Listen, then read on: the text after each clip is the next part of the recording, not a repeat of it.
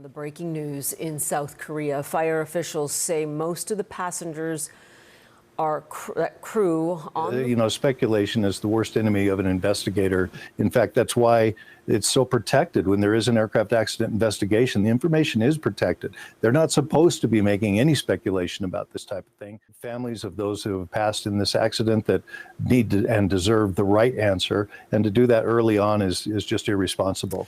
Yeah, some people suggest there could have been a hydraulic failure caused by the bird strike. I don't really see how that could be the case. However, even if there was, you can crank the undercarriage down with a hand crank. You can lower it manually. Now, whether the crew had enough time to do that, given the situation with the bird strike and the engine failure, how much fuel they had left, because they were on a long flight from Thailand, from Bangkok to Seoul. So they may not have had the fuel reserves necessary to go and hold off and crank the undercarriage down. A bird strike is not unusual. Problems with an undercarriage are not unusual. Yes, they do happen from time to time. Bird strikes happen far more often, but typically they don't cause the loss of an aeroplane by themselves. Now, the cockpit situation is something we just don't know anything about until we're able to get the cockpit voice recorder recovered. For the pilot, we normally receive the recurrent training and proficiency check every 6 months. The proficiency check is to check on your ability to salvage a situation of an engine failure, which is the early part of the scenario.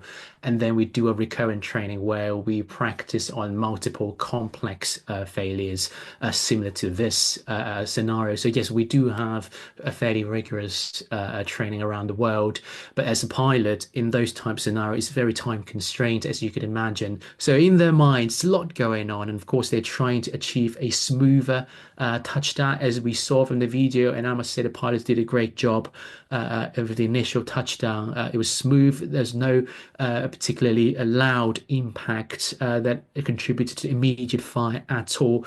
So the touchdown was fine, but then of course it wasn't enough to slow down the aeroplane, and then it ultimately impacted the ball. It really has to be a series of catastrophic events that lead to such a high loss of life.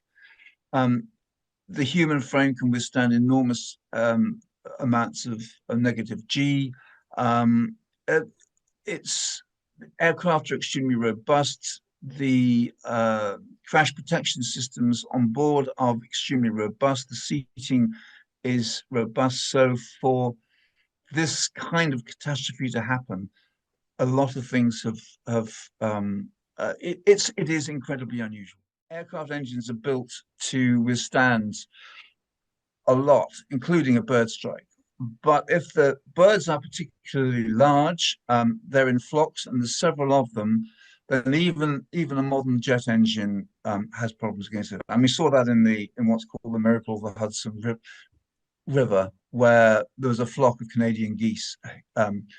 So we're looking at substantial birds hitting an engine, and that is, as we know, very rare. At the global level, there is an accepted, standard, well-defined and well-proven procedure to investigate accidents. It's very detailed, very effective. And here I have a standard checklist of all the actions to do. But right now, we're on page 4. We will know when we reach page 30. So we will have an answer. It may not be as fast as the media want, but fortunately, in this tragedy, it is in an airfield that's not over the sea. It's in a, let's say, Western country, so it will be transparent, and we will have an answer. It may not